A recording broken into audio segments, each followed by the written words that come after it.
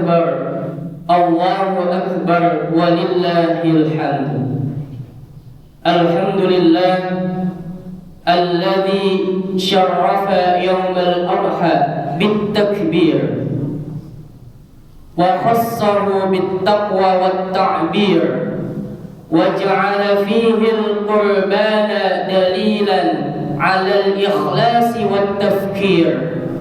Ashhadu an la ilaha illallah wahdahu la syarika lah wa ashhadu anna Muhammadan 'abduhu wa rasuluhu la nabiyya wa la rasula ba'da. Allahumma salli wa sallim ala sayyidina Muhammadin wa ala alihi wa sahbihi wa man tabi'ahum bi ihsanin ila yaumiddin. Faya ibadallah, fa inni usikum bittaqwallah wa ta'atihi faqad fazal muttaqun. Ya ayyuhalladzina amanu taqullaha haqqa tuqatih wa la tamutunna illa wa antum muslimun. Amma ba'd. Ma'asyiral muslimin rahimakumullah. Hari ini adalah hari yang sangat harum dengan darah keikhlasan. Hari di mana langit menjadi saksi bahwa ada jiwa-jiwa yang mencintai Tuhan lebih daripada dunia yang ia genggam. Hari ini bukan sekedar hari raya Idul Adha semata, tapi hari ini adalah hari mahkota dari kisah Nabi Ibrahim alaihissalam yang mempersembahkan bukan hartanya, bukan dunianya, tapi anak yang dicintainya. Karena Nabi Ibrahim alaihissalam tahu cintanya lebih dalam daripada lautan dan juga cintanya lebih tinggi daripada langit kepada Allah Subhanahu wa taala.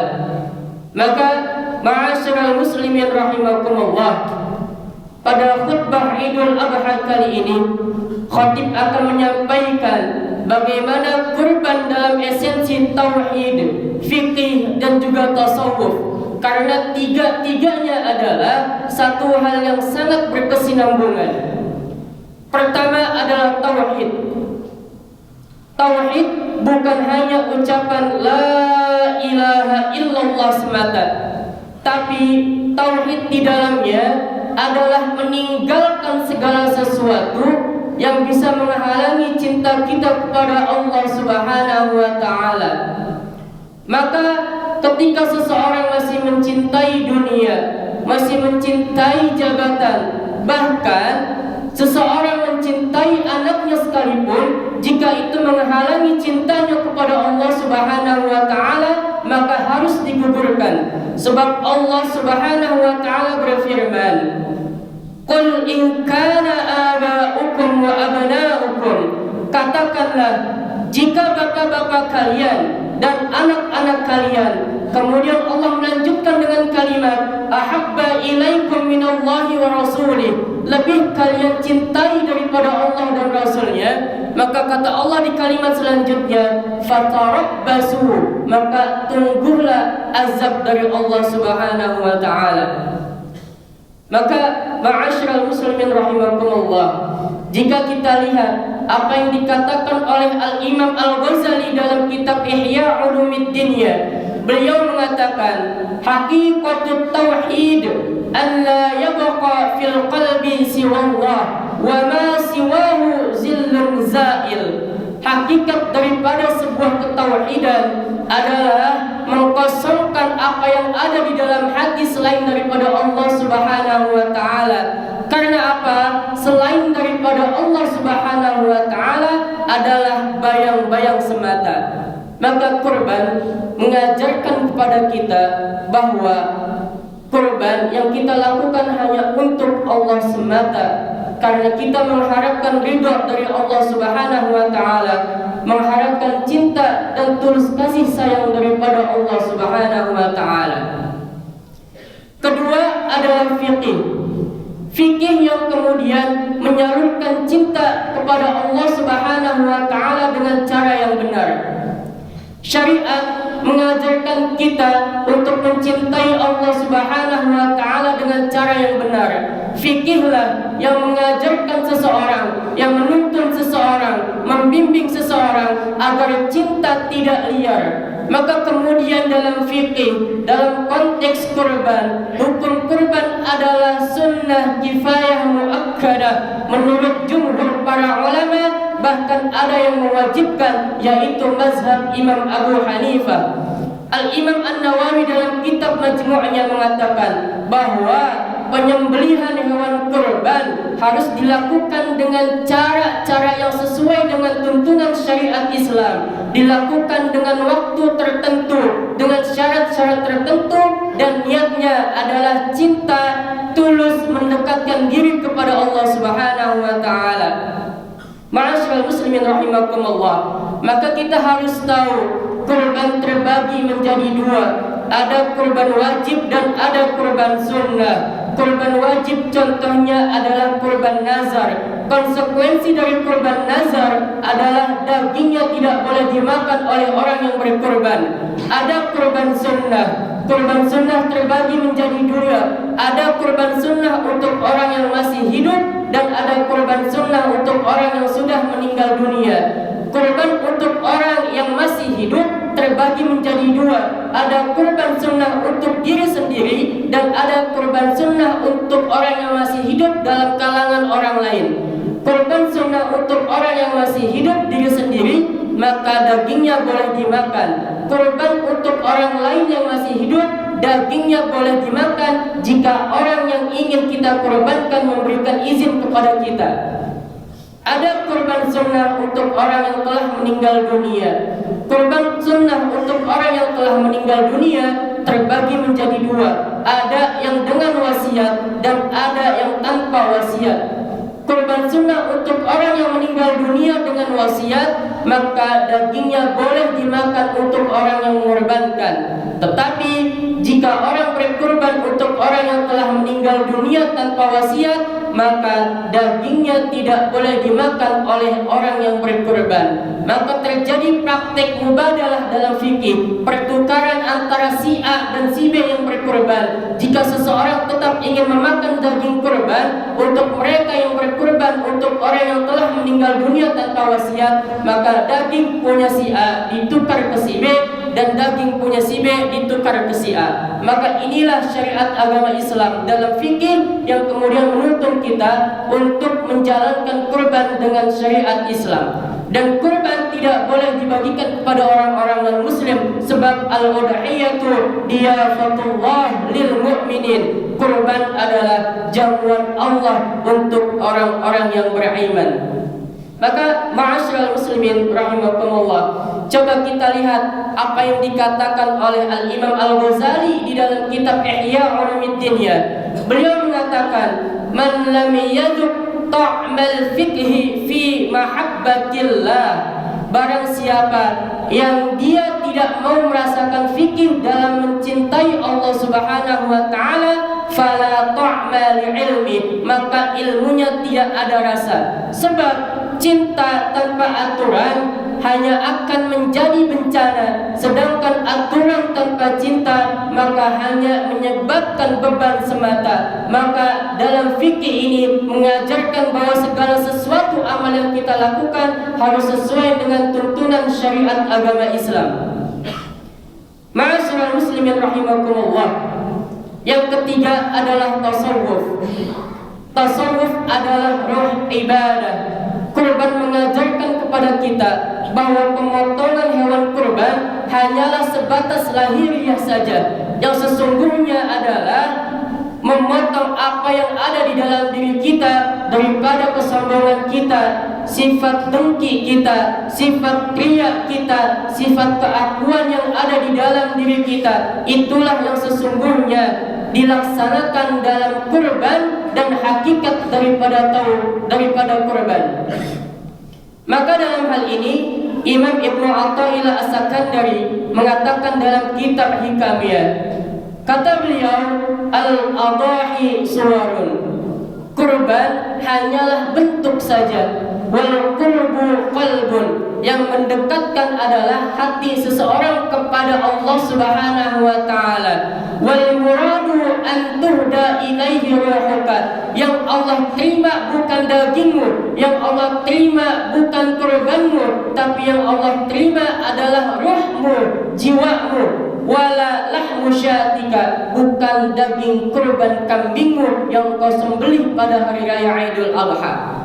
Ma'asyiral muslimin rahimakumullah, maka syariat ini mengajarkan kepada kita, tauhid mengajarkan kepada kita, tasawuf mengajarkan kepada kita. Sebab Islam bukan hanya tauhid tanpa amal, bukan hanya fikih tanpa ruh, dan bukan hanya tasawuf tanpa syariat. Ketiganya saling berkaitan seperti halnya kepala, tangan, dan juga hati kita. Maka momen hari raya Idul Adha ini adalah miniatur dari semua ibadah kita. Tauhid meyakinkan seseorang bahwa cinta yang tulus hanyalah cinta kepada Allah Subhanahu wa taala. Fikih yang menuntun membimbing agar cinta seseorang terhadap Allah Subhanahu wa taala dilakukan dengan cara yang benar. Dan tasawuf adalah membumbui ibadah dengan air mata, kerinduan, dan juga tangisan. Maka kita berdoa kepada Allah Subhanahu wa taala, mudah-mudahan ya Allah, Allahumma ja'al mimman ittaba'a syari'ata Rasulullah sallallahu alaihi wasallam. Ya Allah, jadikanlah kami semuanya orang-orang yang bisa mengikuti syariat Nabi Muhammad sallallahu alaihi wasallam. Ya Allah, terimalah kurban kami pada hari raya Idul Adha ini. Jadikanlah kurban kami sebagai wasilah untuk kami mendapatkan cinta darimu ya Allah, dan jadikanlah kurban ini sebagai bentuk pemotongan daripada kesombongan kami, sifat keakuan kami yang ada pada dalam diri kami. Dan kita memohon kepada Allah Subhanahu wa taala, Allahumma ja'alna, ya Allah, jadikanlah kami semuanya, wa auladana, anak laki-laki kami semuanya, wa banatina, anak perempuan kami semuanya, wa ahlana, keluarga kami, wa dzurriyyatina, keturunan kami, wa furu'ana, cabang cucu kami, min ahli ilmi wal khair, orang-orang yang ahli dalam ilmu pengetahuan dan juga kebaikan. Wa la taj'alna wa iyyahum min ahli syarri wat thair, dan jangan jadikan kami orang-orang yang masuk ke dalam golongan orang-orang yang sesat lagi merugikan. Ya Allah, ya Arhamar Rahimin. Ma'asyiral muslimin rahimakumullah, jika kita melihat peristiwa Nabi Ibrahim alaihissalam yang dilakukan sebagai bentuk cintanya kepada Allah Subhanahu wa taala, ketika Nabi Ibrahim alaihissalam mendapatkan perintah daripada Allah Subhanahu wa taala, kemudian anaknya mengatakan, "Ya abati." Dalam bahasa Arab, dalam ilmu nahwu, ketika seorang anak memanggil ayahnya dengan kalimat abati, maka kalimat ini menunjukkan bahwa pemanggilan anak terhadap orang tuanya disertai dengan cinta dan kasih sayang. Beda halnya ketika seorang anak memanggil ayahnya dengan sebutan abi, ini hanya sekedar panggilan biasa. Tapi jika seseorang anak memanggil ayahnya dengan kalimat ya abati, wahai ayahku yang aku sangat cintai dan sayangi, if'al ma tu'mar, lakukan apa yang Allah perintahkan kepadamu. Itulah kemudian tasawuf di dalamnya memaknai cinta yang rela, yang tunduk, yang ikhlas hanya untuk Allah Subhanahu wa taala. Ma'asyiral muslimin rahimakumullah, bersihkan hati kita, sucikan hati kita sebelum kita melakukan pemotongan hewan kurban kita. Mudah-mudahan ini semua sekali lagi menjadi wasilah kita masuk ke dalam surganya Allah Subhanahu wa taala.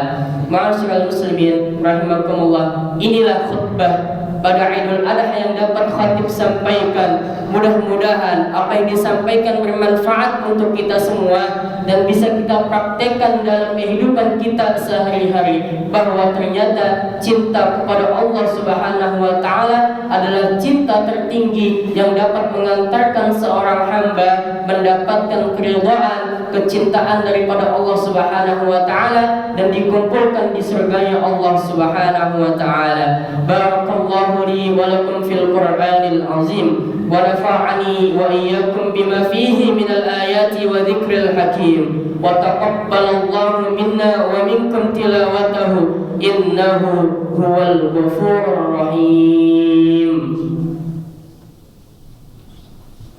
Allahumma salli wa sallim ala sayyidina Muhammad wa ala ali sayyidina Muhammad.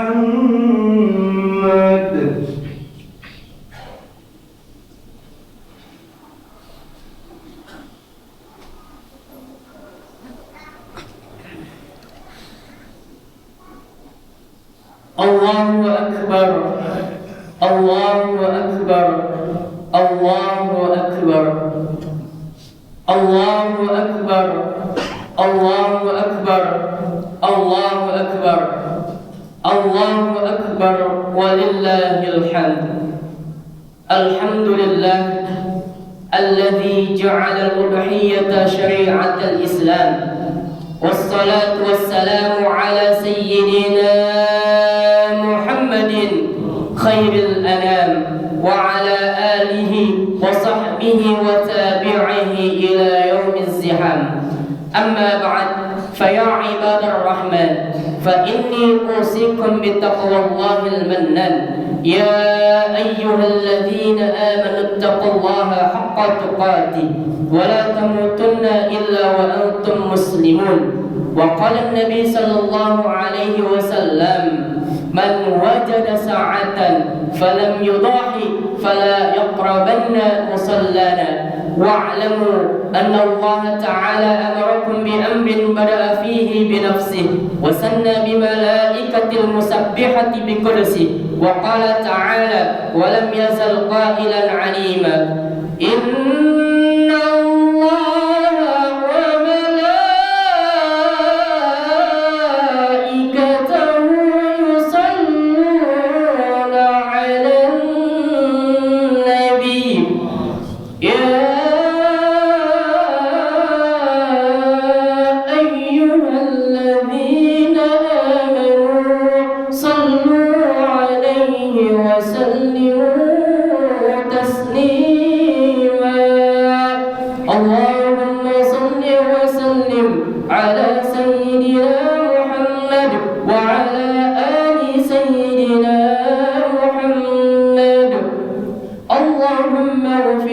للمسلمين والمسلمات والمؤمنين والمؤمنات الأحياء منهم والأموات إنه سميع قريب مجيب دعوات ويا قاضي الحاجات ويا كافي المهمات. اللهم اجعل من دخل هذا المسجد جامع المبارك آمنا سالما مباركا. اللهم ارزقنا علما نافعا وقلبا خاشعا وعملا متقبلا. ربنا اغفر لنا ولوالدينا وارحمهما كما ربيانا صغارا. ربنا آتنا في الدنيا حسنة وفي الآخرة حسنة وقنا عذاب النار. عباد الله إن الله يأمركم بالعدل والإحسان وإيتاء ذي القربى وينهى عن الفحشاء والمنكر والبغي يعظكم لعلكم تذكرون. فاذكروا الله العظيم يذكركم ولذكر الله أكبر. والسلام عليكم ورحمة الله وبركاته.